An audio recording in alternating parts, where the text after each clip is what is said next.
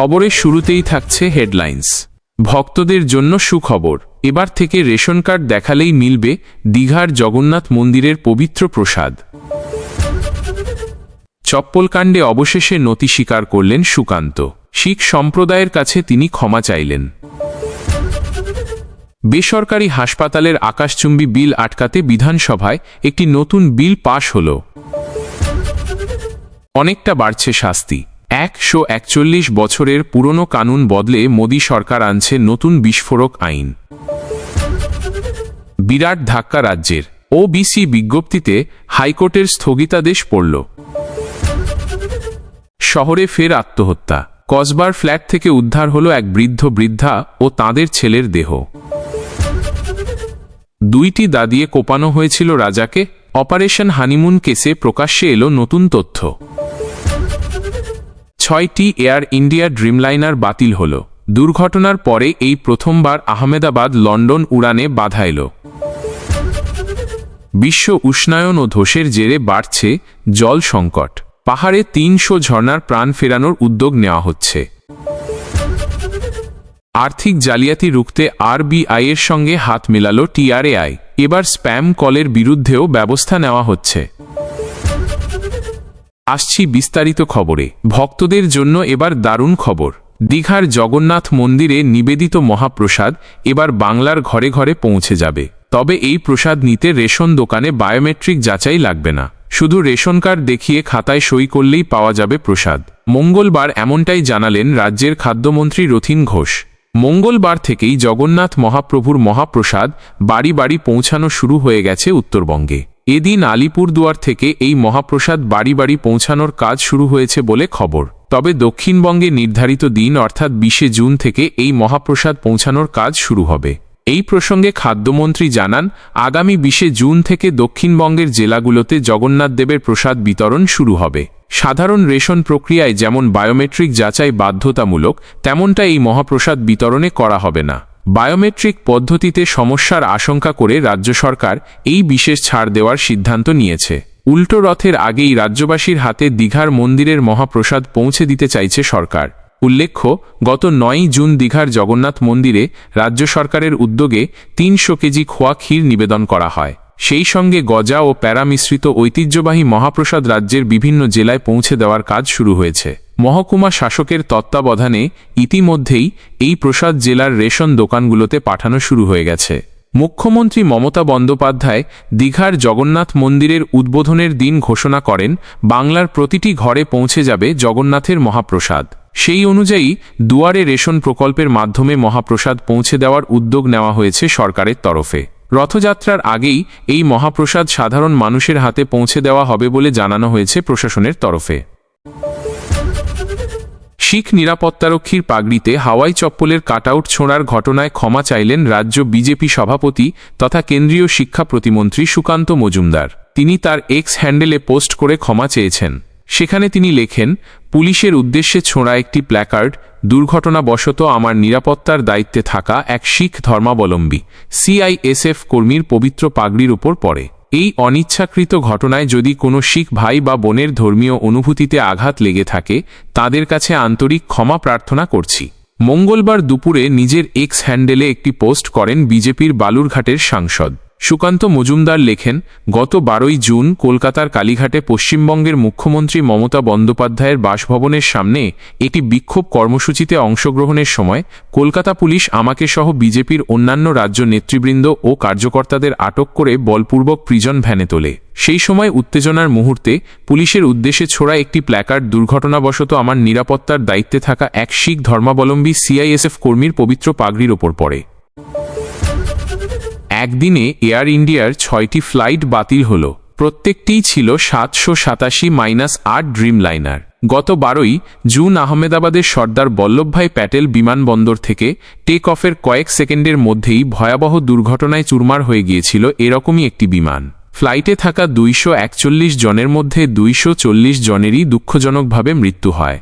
সেই বিপর্যয় কাটিয়ে 6 দিনের মাথায় যখন আহমেদাবাদ থেকে আবারও লন্ডনের পথে উঠতে চলেছিল একটি ফ্লাইট, তাতেও ধাক্কা। টেক অফের আগেই বাতিল করতে হলো সেটি।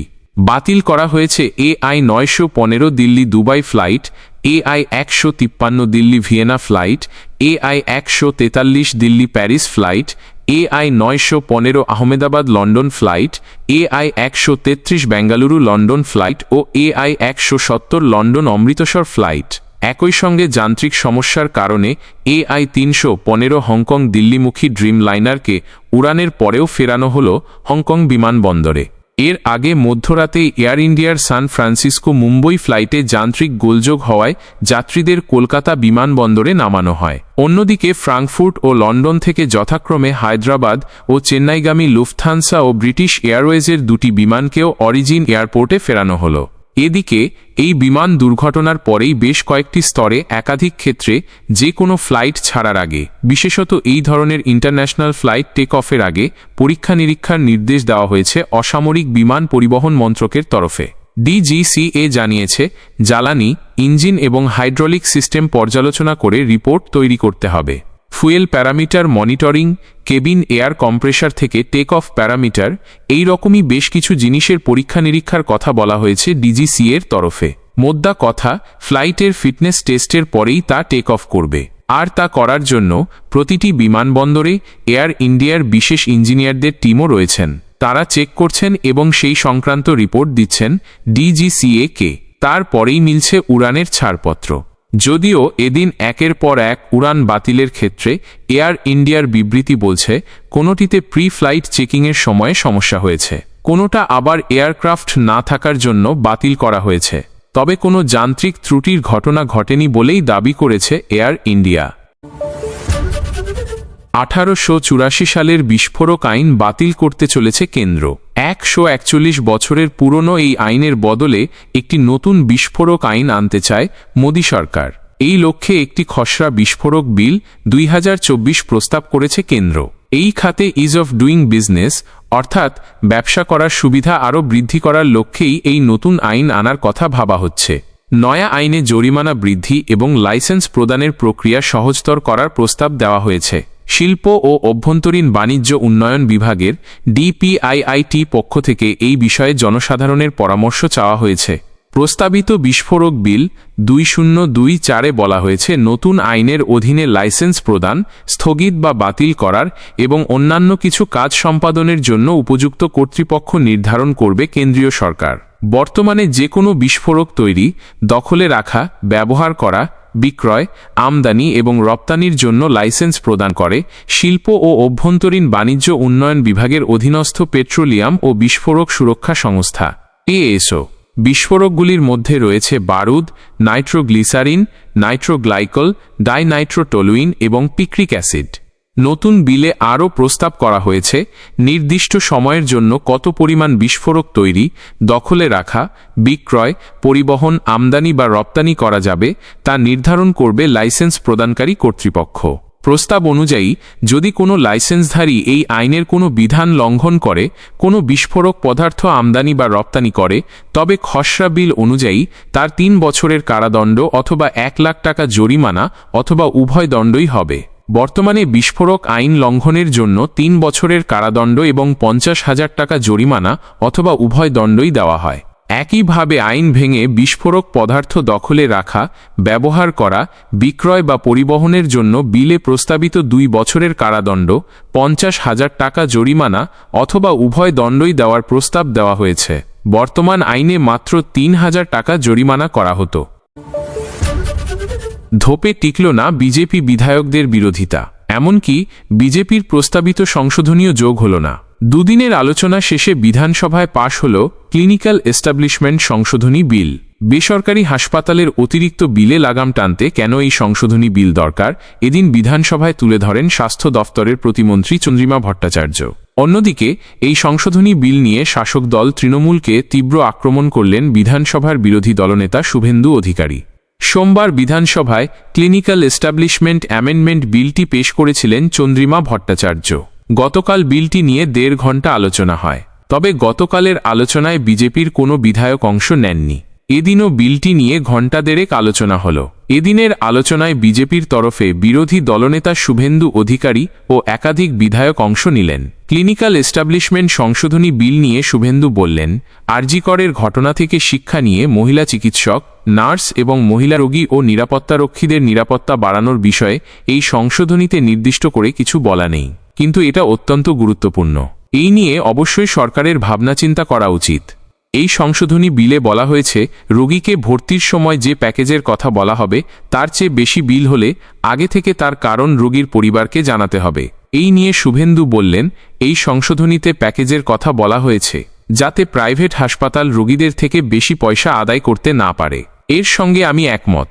আমি মনে করি 90-এর 95% পেশেন্ট এই প্যাকেজ পূরণ করতে পারবে, কিন্তু 2-এর 5% তো থেকেই যাবে যারা এই প্যাকেজ দিতে পারবে না।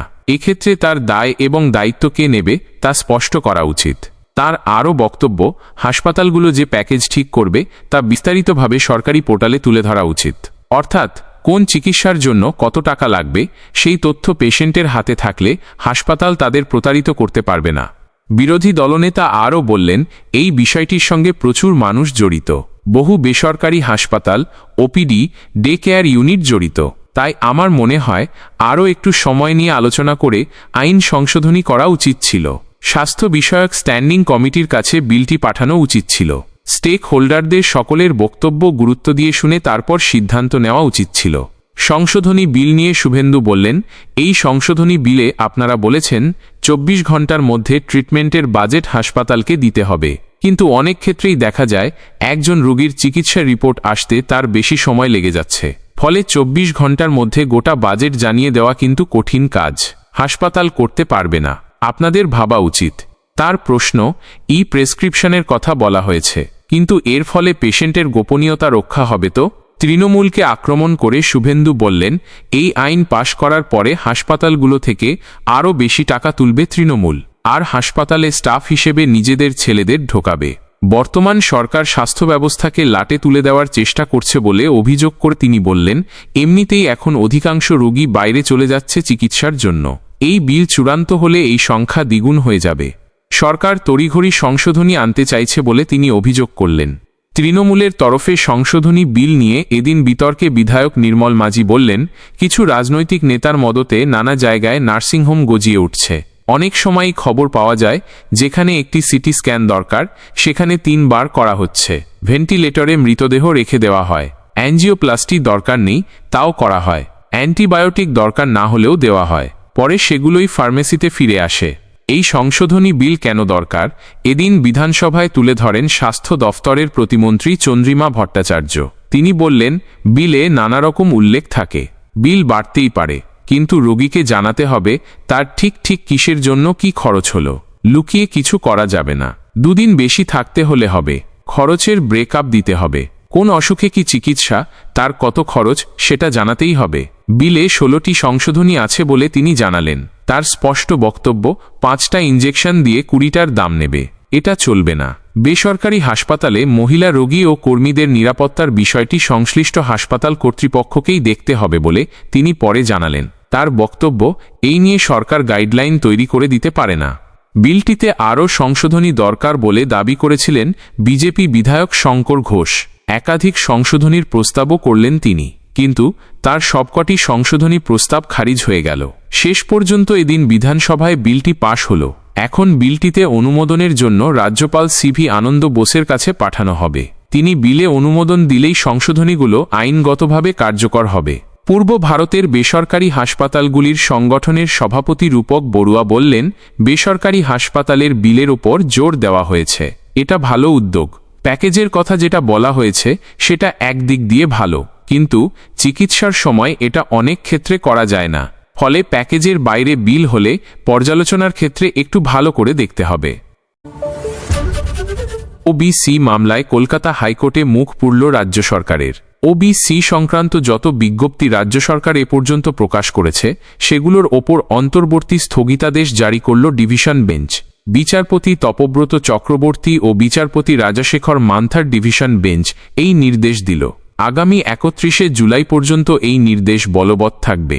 এই মামলায় মামলাকারীদের দাবি ছিল, কোর্টের নির্দেশ মেনে সমীক্ষা করেনি রাজ্য।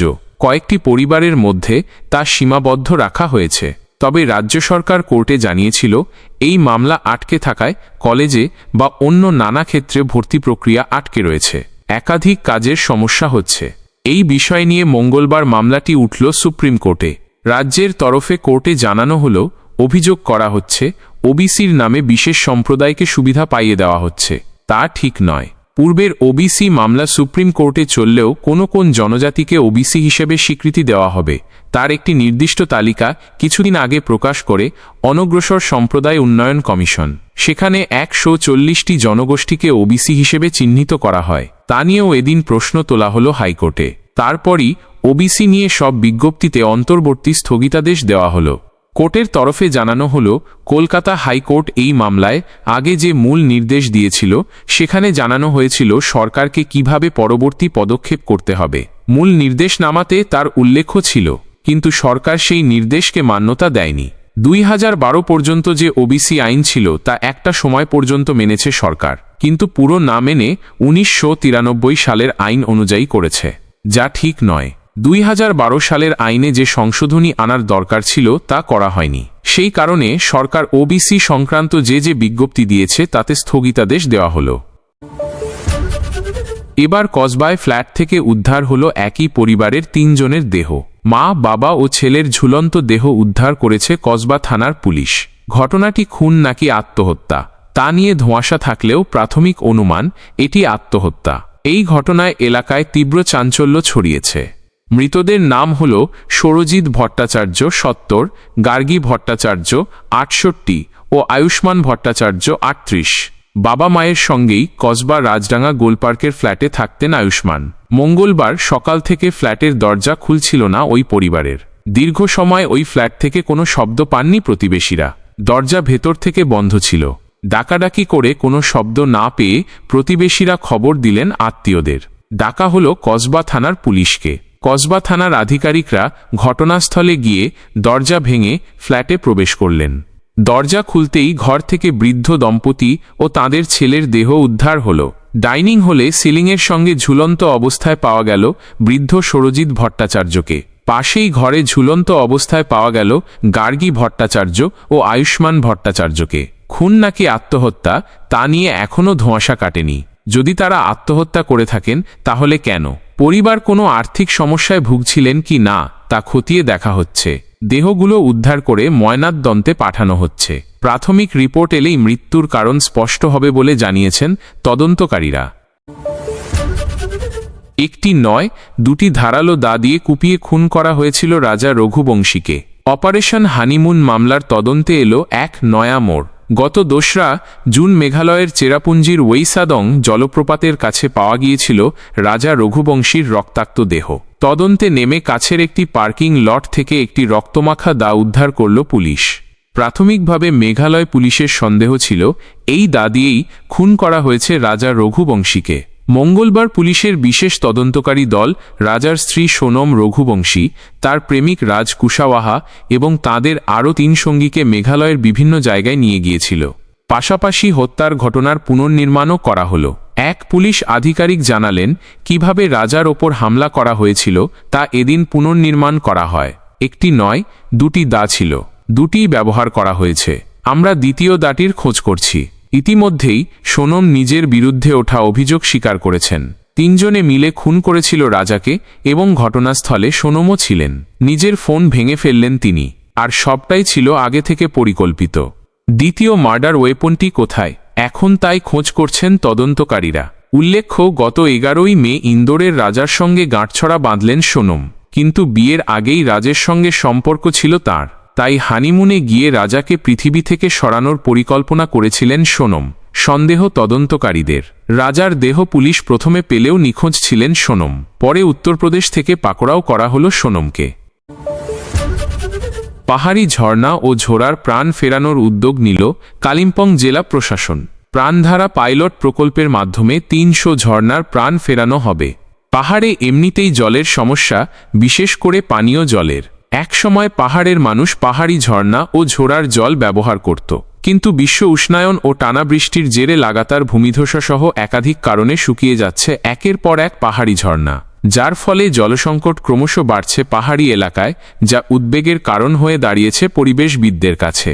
আর সেই কারণেই ঝর্ণাগুলোর পুনরুজ্জীবনে বা প্রাণ ফেরাতে এবার পাইলট প্রকল্প হাতে নিয়েছে কালিম্পং জেলা প্রশাসন। প্রকল্পটির নাম রাখা হয়েছে প্রাণধারা। পাহাড়ের ওই জেলার সমস্ত ঝর্ণাকে পুরনো রূপে ফিরিয়ে আনাই ওই প্রকল্পের লক্ষ্য। জেলা প্রশাসন সূত্রে জানা গেছে, সম্প্রতি এই প্রকল্পে গরুবাথান ব্লকের দেবীধারা নামে একটি ঝর্ণার পুনরুজ্জীবনের কাজ শুরু হয়েছে। তাতে সহযোগিতার হাত বাড়িয়ে দিয়েছিল প্রসারী নামে একটি স্বেচ্ছাসেবী সংস্থা। ঝর্ণা এবং জীবন ও জীবিকার ওপর এর প্রভাব নিয়ে দীর্ঘদিন ধরে কাজ করে আসছে ওই সংস্থাটি। ওই সংস্থাটির সহযোগিতাতেই এবার জেলার ঝর্ণা ও ঝোড়াগুলোর বৈজ্ঞানিক পদ্ধতিতে পুনরুজ্জীবন করা হবে। সায়েন্স অ্যান্ড টেকনোলজি সংস্থার মাধ্যমে শুরু হয়েছে সার্ভে প্রক্রিয়া। সঙ্গে জেলায় প্রায় 50,000 গাছ রোপণ করা হবে। এই বিষয়ে কালিম্পংয়ের জেলাশাসক বালাসুব্রহ্মণ্যমটি বললেন, ঝর্ণার জলের উৎস শুকিয়ে যাওয়ার পেছনে বিশ্ব উষ্ণায়ন, ভূমিক্ষয়, ধস, বৃক্ষচ্ছেদন সহ নানা কারণ রয়েছে। সেসব চিহ্নিত করে ঝর্ণার পুনরুজ্জীবনের লক্ষ্যে এই প্রকল্প নিয়ে কাজ করা হবে। পাহাড়বাসীকে সঙ্গে নিয়ে কাজটি হবে। এর আগে পাহাড়ের স্বনির্ভর গোষ্ঠীর মহিলারা নিজেদের উদ্যোগে ঝর্ণা সংরক্ষণে দিশা দেখিয়েছেন। কয়েকটি স্থানে তা সফলও হয়েছে। এবার জেলা জুড়ে প্রকল্পের কাজ চলবে। এজন্য গ্রাম পঞ্চায়েতের পাশাপাশি বিভিন্ন দফতরকেও কাজে লাগানো হবে। রাজ্য ও কেন্দ্রের জল প্রকল্পের মাধ্যমেও ওই কাজ করা হবে। প্রসারীর দার্জিলিং ও কালিম্পং জেলার আহ্বায়ক রাজকুমার দাস বললেন, এর আগে ঝর্ণা পুনরুজ্জীবনের কাজ পাহাড়ের একাংশে সফল হয়েছে। সবাই একসঙ্গে ঝাঁপিয়ে পড়লে এই প্রকল্প যে গোটা জেলাকে নতুন দিশা দেখাবে, এ নিয়ে কোনো সংশয় নেই। জেলা প্রশাসন এবার এই উদ্যোগ নিয়েছে। কালিম্পং জেলা প্রশাসন সূত্রে জানা গেছে, 2022 সালে নানা পরিকল্পনার মাধ্যমে পেডং ব্লকের 19টি ঝোড়ার পুরনো রূপ ফেরানো হয়েছিল। আবার ডুকুবে একটি ঝর্ণা 15 বছর আগে পুরোপুরি শুকিয়ে গিয়েছিল। সেটিকে পুনরুজ্জীবিত করায় এখন সেটিতে বছরভর জল থাকছে। প্রশাসন সূত্রে আরও জানা গেছে, জেলায় ঠিক কতগুলি ঝর্ণা রয়েছে তা নিয়ে একটি সরকারি সমীক্ষা করা হবে। সেচ ও জলসম্পদ বিভাগ ওই সার্ভে করবে। তবে আপাতত কালিম্পংয়ের পেডং, কালিম্পং -2 এর লাভা, কালিম্পং -1 ও গরুবাথান এই 4টি ব্লকের 300টি ঝর্ণার পুনরুজ্জীবনের লক্ষ্য নেওয়া হয়েছে। ওই ঝর্ণাগুলি কোন এলাকা থেকে প্রাকৃতিকভাবে রিচার্জ বা পুষ্ট হয় তা হাইড্রোজিওলজিক্যাল ম্যাপিংয়ের মাধ্যমে খুঁজে বের করা হবে। পাহাড়ে 20টি রিচার্জ জোন চিহ্নিত করা হয়েছে। ওই জোনের মাধ্যমে বৃষ্টির জল ভূগর্ভে প্রবেশ করে এবং ঝর্ণাকে প্রাণবন্ত করে তোলে। এজন্য প্রথমত, যদি কোনো রিচার্জ জোন বৃক্ষচ্ছেদন, নির্মাণ বা ভূমিধসের কারণে বন্ধ হয়ে গিয়ে থাকে, তাহলে তা উন্মুক্ত করে দেওয়া হবে। এতে বৃষ্টির জল সহজে ভূগর্ভে প্রবেশ করতে পারবে। তবে সবচেয়ে বেশি জোর দেওয়া হচ্ছে বৃক্ষরোপণের ওপর। চলতি মাসে প্রায় 50,000 গাছ লাগানোর লক্ষ্য নেওয়া হয়েছে। মূলত পানিসাস, চিলৌনি, লামপাতে, উটিসের মতো গাছ এবং ভেটিভারের মতো ঘাস লাগানো হবে। জল সংরক্ষণে এদের ভূমিকা গুরুত্বপূর্ণ বলে জানিয়েছে বন দফতরের কালিম্পং ডিভিশন।